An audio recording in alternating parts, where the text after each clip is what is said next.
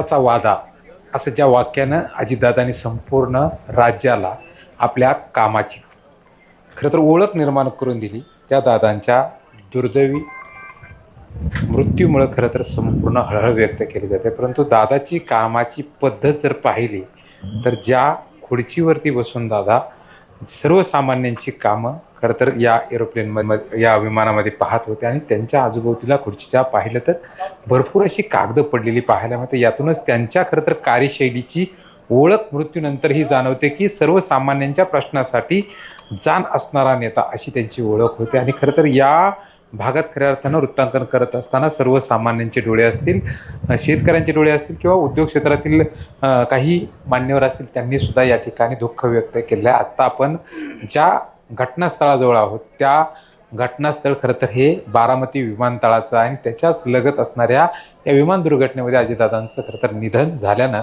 या ठिकाणी एक पोकळी निर्माण झाल्याचं पाहायला मिळतं. अमोल दरेकर, जय महाराष्ट्र, बारामती, पुणे.